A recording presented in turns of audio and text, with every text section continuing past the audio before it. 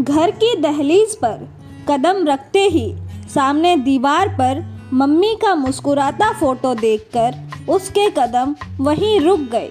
न जाने कितनी देर आपलक वह मम्मी के फोटो को निहारती रही। दीदी, अब अंदर भी चलो, कब तक दरवाजे के बाहर खड़ी रहोगी? उनको बस स्टैंड से लिवाने आए अविनाश ने पीछे से आते हुए कहा। हाँ चलो, कहते हुए वे घर के अंदर दाखिल हो गईं। मम्मी के फोटो के आगे हाथ जोड़कर प्रणाम करने के बाद वे कमरे का मुआयना करने लगी। अविनाश उसका बैग लेकर अंदर कमरे में चला गया। कमरे में करीने में सजाकर रखी गई एक भी वस्तु में से उसे कहीं भी इस बार अपनेपन का एहसास नहीं हो रहा था। इस कमरे में दीवार पर लगी मम्मी की फ़ोटो के अतिरिक्त उसे सब कुछ अपरिचित सा दिखाई दे रहा था। 10 महीनों में पूरे घर की साज सज्जा ही बदल चुकी थी। लकड़ी के नक्काशी वाले पुराने सोफे की जगह मखमली गद्दी वाले नए सोफे ले ली थी। एक समय मम्मी की पसंद रही भारी भरकम सेंट्रल टेबल की जगह पर कांच वाली राउंड सेंट्रल टेबल आ चुकी थी। खिड़की के पास कमरे के कोने में मनी प्लांट का पॉट रखा हुआ था। वह उसे कहीं दिखाई ही नहीं दे रहा था। मम्मी ने कई वर्षों तक जत्न कर उसे सहेज कर रखा हुआ था। उसे अब भी याद है कि सुबह हाथ में चाय का प्याला लेने के साथ ही मम्मी मनी प्लांट को पानी देना कभी भी नहीं भूलती थी। तभी अविनाश की पत्नी ज्योति पानी का गिलास लेकर बाहर के कमरे में आई। आप खड़ी क्यों हैं? बैठिए ना दीदी। बस यूं ही कमरे की सजावट देख रही थी। पानी का गिलास हाथ में लेते हुए उसने अनमने भाव से कहा, पसंद आया ना आपको? सारी चीज़ें मेरी पसंद की हैं। आपके भाई को तो इन सब बातों में कुछ सूझता ही नहीं। ज्योति ने मुस्कुराते हुए कहा। अच्छा है, भुजे स्वर में उत्तर देते हुए वह अंदर की ओर जाने लगी। उसके कदम अपने आप ही मम्मी जिस कमरे में सोती थी उसकी ओर बढ़ गए। तभी पीछे से ज्योति की आवाज़ सुनकर वह रुक गई। दीदी, उधर नहीं इधर। सासू माँ के जाने के बाद अब वह कमरा रानी का है। आपका सामान इधर दूसरे कमरे में रखा है। मम्मी और उसकी कही और अनकही बातों का साक्षी था वह कमरा।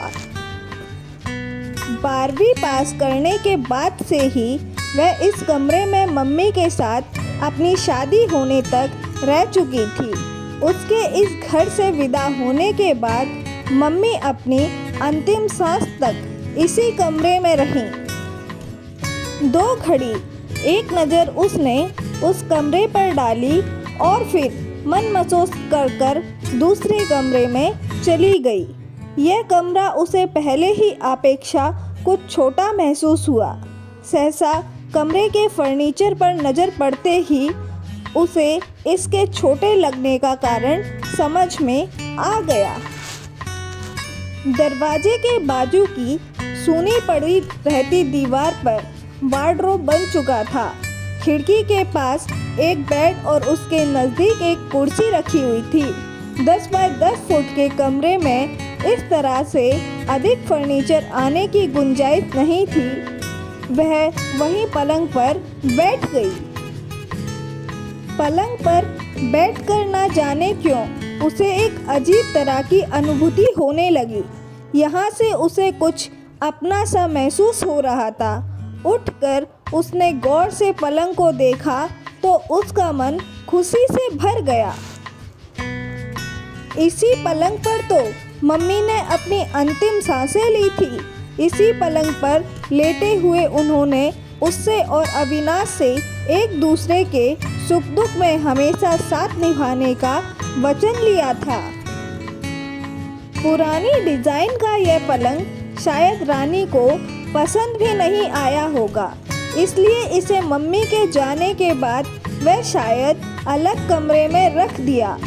वह यह सोचकर कुछ अंदाजा सा लगा रही थी कि सहसा ही उसे याद आया कि इसी कमरे में तो मम्मी की अलमारी रखी होती थी। अलमारी की जगह पर तो वार्डरोब बन चुका था और अलमारी कहाँ गई, वह मन ही मन बुदबुदाई। मम्मी की अलमारी से तो उनकी कितनी सारी यादें जुड़ी हुई थी। वह तब 14 वर्ष की रही होगी जब पापा ने मम्मी को उनके जन्मदिन पर अलमारी गिफ्ट में दी थी। मम्मी ने बड़ी ही सूझबूझ के साथ अलमारी में पापा, अविनाश और उसके कपड़ों के लिए एक अलग जगह बना दी थी। उन्होंने अपने सामान के लिए एक लॉकर वाला पार्टीशन बचा कर रखा था, जिसमें वे अपने गहने और अन्य कीमती सामान रखा करती थी। घर में किसी की भी मजाल नहीं थी कि कोई उनके उस लॉकर को छू सके। पापा तो हर दफ़ा अपने कपड़े अलमारी से निकालते वक्त सारी अलमारी अस्त व्यस्त कर देते थे और मम्मी उन पर गुस्सा होते हुए सारे कपड़े फिर से करीने से जमाने लगती थी। उसे अब भी याद है जब एक बार अविनाश से अलमारी के दरवाजे पर लगा कांच टूट गया था और वह मम्मी के खौफ से बचने के लिए अलमारी के अंदर ही छिप गया था। बड़बड़ाते हुए मम्मी ने अविनाश को खोजा। उसके ना मिलने पर उसे कोसती हुई वे टूटे पड़े कांच बटोरने लगी। तभी अलमारी के दरवाजे के कोने से खून की बूंदें निकलते देख वे घबरा उठी और हड़बड़ाकर दरवाज़ा खोला तो अविनाश नीचे के खाने में बेहोश पड़ा हुआ था। घबराए बिना उन्होंने उसे बाहर निकाला और पानी के छींटे देकर उसे होश में लाने का प्रयत्न किया। उसने जब आंखें खोली तो उसे सीने से लगाए वे 2 घंटे तक रोती रहीं। इस घटना के बाद तो उन्होंने उसके समझदार होने तक अलमारी को लॉक रखने की आदत बना ली। तभी अविनाश अंदर आकर उसके पास ही कुर्सी पर बैठ गया। दीदी, मम्मी के जाने के बाद तो जैसे आपने इस ओर आना ही बंद कर दिया। मम्मी थी तो कम से कम महीने 2 महीने में आप उनकी खबर पूछने के बहाने आ जाती थी। तब की बात और थी अविनाश। मम्मी की बीमारी का पता चलते ही हर बार मन में एक भय सा बना रहता था कि अगली बार मम्मी मिलेंगी या नहीं। इसीलिए बार बार जब मन होता था तो आ जाती थी। उसने शांति से अविनाश की बात का उत्तर दिया। अकेले हम अकेले तुम, आपका यह छोटा भाई अब भी इसी घर में रहता है। आपको इस घर की याद अब क्या केवल रक्षाबंधन के दिन ही आती है? अविनाश के स्वर में शिकायत थी। नहीं रे, ऐसा नहीं है। तू तेरी गृहस्थी में सुखी है, फिर अब मम्मी के जाने के बाद बार बार इस उम्र में मायके आना शोभा नहीं देता। कहते हुए उसके चेहरे के भाव बदल गए। क्या बात है दीदी, आप तो उखड़ी हुई सी लग रही हैं। अविनाश उसके चेहरे के बदलते भाव भाप गया। अविनाश, यहाँ इस कमरे में मम्मी की अलमारी रखी होती थी, वह कहाँ है? उससे रहा नहीं गया। वो तो निकाल दी। इस कमरे में वार्डरोब बनवाने के बाद तिजोरी रखने की जगह ही नहीं बची थी। वैसे भी वह बहुत पुरानी हो चुकी थी। अविनाश ने जवाब दिया। मम्मी की मौजूदगी में जब भी आई तब तक वह उस घर के लिए मम्मी का घर था। पर अब एक रिश्ते के जाते ही जैसे समीकरण बदल चुके थे। मम्मी का घर कहलाने वाला घर अब भाई का घर हो चुका था। इसलिए मम्मी के जाने के 10 महीने बाद एक बार फिर से इस घर में आने पर उसे बार बार पहली बार यहाँ आने का आभास हो रहा था। दुख उसे इस बात का हो रहा था कि मम्मी से जुड़ी यादों का सौदा करने से पहले अविनाश ने एक बार भी उससे नहीं पूछा। मम्मी के जाते ही उसे पराया कर दिया। तूने मम्मी की आखिरी निशानी नहीं रखी, उसे बेच दिया। मम्मी को कितनी प्यारी थी वह अलमारी, मुझसे एक बार कहा होता, कहते हुए उसकी आंखों में आंसू की 2 बूंदें उभर आईं। क्या दीदी, आप भी इतनी भावुक होकर कैसे जी लेती हैं? अविनाश थोड़ा असहज हो गया। सवाल भावुकता का नहीं, मम्मी की वह कीमती निशानी तो रहने दी होती इस घर में। पुरानी चीज जाएगी तभी तो नया सामान आएगा। फिर मम्मी ने दादी की बसाई हुई पुरानी चीजें समय बीतने पर निकाल दी थी। अविनाश ने अपना तर्क रखा। पर कम से कम कुछ समय तो बीतने दिया होता। अभी साल भर भी नहीं हुआ है उनको गए, कहते हुए उसका गला रुंध गया। आपकी भावना समझता हूँ मैं। मम्मी की बसाई सारी चीज़ें ऐसी जगह हैं जहाँ उनकी सबसे ज़्यादा ज़रूरत थी। तू कहना क्या चाहता है? मैं समझी नहीं। अविनाश की बात सुनकर उसने उसकी ओर देखा। एक वृद्धा आश्रम को उन सब चीज़ों की ज़रूरत थी तो मैंने दान कर दी। इस बहाने उनकी याद बनी रहेगी। वैसे भी मम्मी को तो अलमारी इसलिए प्यारी थी क्योंकि उसमें उनकी एक और कीमती चीज़ उन्होंने रख छोड़ी थी। अविनाश की बात सुनकर वह उसे सवालिया नज़रों से देखने लगी। किचन में काम करती ज्योति शायद भाई बहन के बीच हो रही बातें सुन चुकी थी। तभी वह एक छोटा सा डब्बा लेकर उस कमरे में दाखिल हुई। अविनाश ने वह डब्बा उसके हाथ से ले लिया। दीदी, आपको याद है मम्मी के अलमारी का लॉकर हम सबके लिए एक कौतूहल का विषय बना रहता था। लॉकर को वे किसी को छूने भी नहीं देती थी। हाँ तो? अविनाश के प्रश्न के उत्तर में उसने हामी भरते हुए सिर हिला दिया। यह उनके उस अलमारी के लॉकर से निकला है। यह कहकर अविनाश ने वह डिब्बा उसकी ओर बढ़ा दिया। उस छोटे से डिब्बे को हाथ में लेकर उसकी आंखें डबडबा आईं। उसे लगा जैसे उसने मम्मी को स्पर्श कर लिया।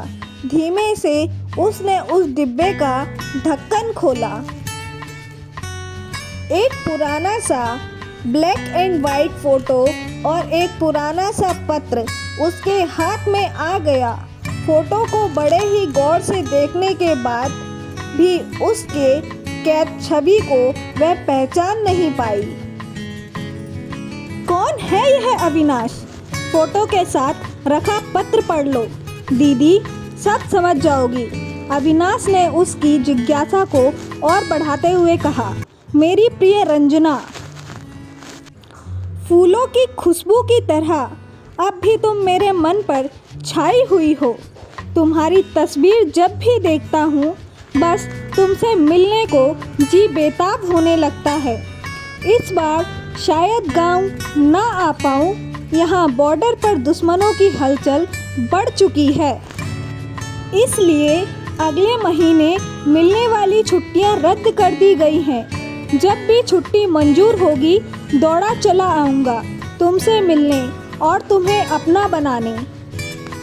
आते ही तुम्हारे बाबा से बात कर हमारी शादी के लिए उन्हें मना लूँगा, बस तब तक मेरा इंतज़ार करना। अविश्वास तुम्हारा, केवल तुम्हारा रत्न। वह 2-3 बार धूमिल हो चुके उस पत्र को पढ़ गई। रत्न, कहीं ये मामा के गांव वाले रत्न चाचा तो नहीं? उसने एक बार फिर से उस तस्वीर को गौर से देखकर कुछ अनुमान लगाते हुए कहा। वही है दीदी, मैंने फ़ोन पर उनसे बात कर कंफर्म किया है, कहते हुए अविनाश की आंखें भीग गई। तू यह क्या कह रहा है? मम्मी और रतन चाचा, फिर पापा? मुझे तो कुछ समझ नहीं आ रहा है। उसके मन में एक अजीब सी हड़बड़ाहट होने लगी।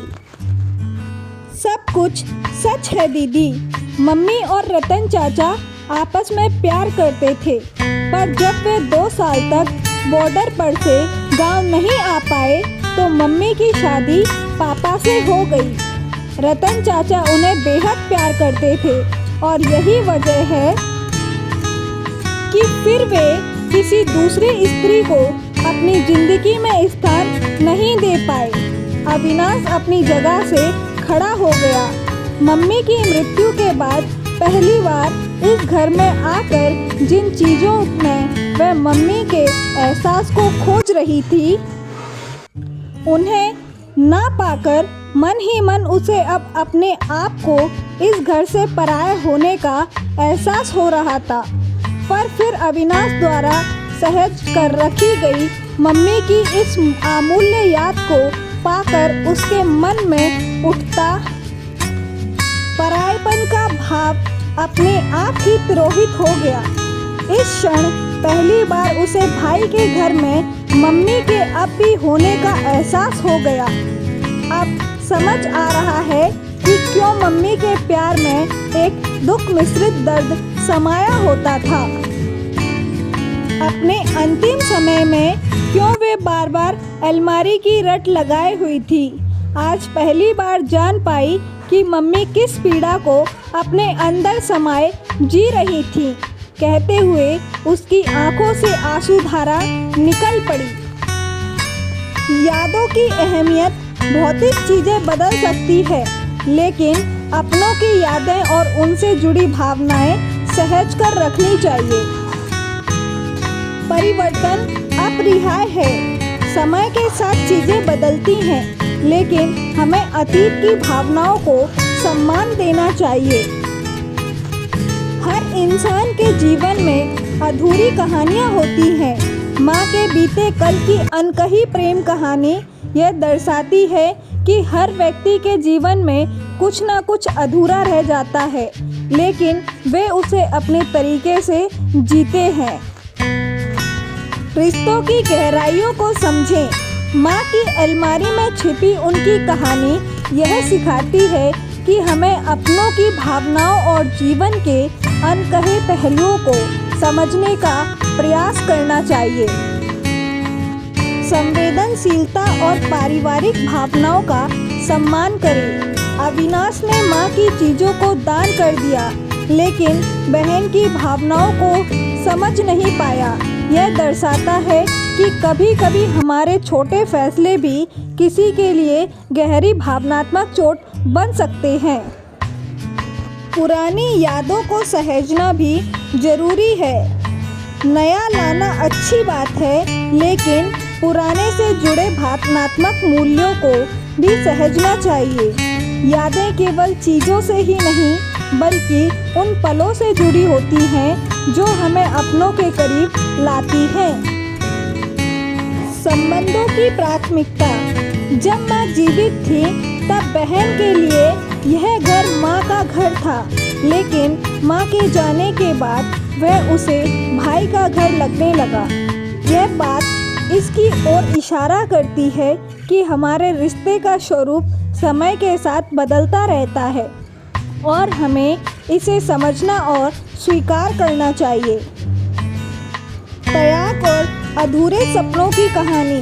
माँ के जीवन में प्रेम था, लेकिन परिस्थितियों ने उन्हें किसी और के साथ जीवन बिताने के लिए मजबूर किया। यह दिखाता है कि हर इंसान की अपनी एक कहानी होती है जिसमें कई इच्छाएं और सपने अधूरे रह जाते हैं। मूल्यों की विरासत। अविनाश ने भले ही अलमारी दान कर दी, लेकिन माँ की सबसे कीमती चीज उनकी यादें और भावनाएं सहेज कर रखी। इससे यह सीख मिलती है कि असली विरासत भौतिक चीज़ें नहीं बल्कि भावनाएं और सीख होती है जो हमें अपनों से मिलती है। परिवार में संवाद जरूरी है। अगर अविनाश ने बहन से माँ की चीज़ों के बारे में पहले बात की होती तो शायद वह इतनी भावनात्मक चोट ना महसूस करती। रिश्तों में संवाद की कमी गलतफहमियां और दर्द पैदा कर सकती हैं। दोस्तों, इस प्यारी सी कहानी का निष्कर्ष यह निकलता है कि समय के साथ सब कुछ बदल जाता है, लेकिन भावनाएं और यादें अमिट रहती हैं। रिश्तों में पारस्परिक समझ, सम्मान और संवाद बनाए रखना जरूरी है ताकि बीते हुए कल की अहमियत बनी रहे और अपनों की विरासत सहेजी जा सके। धन्यवाद दोस्तों, अगर आपको यह कहानी पसंद आई हो तो कृपया इसे लाइक, शेयर और सब्सक्राइब करना ना भूलें। साथ ही इसे अपने दोस्तों एवं प्रियजनों के साथ साझा अवश्य करें और हमें कमेंट में यह ज़रूर बताएं कि आपको इस कहानी का कौन सा भाग सबसे ज़्यादा पसंद आया।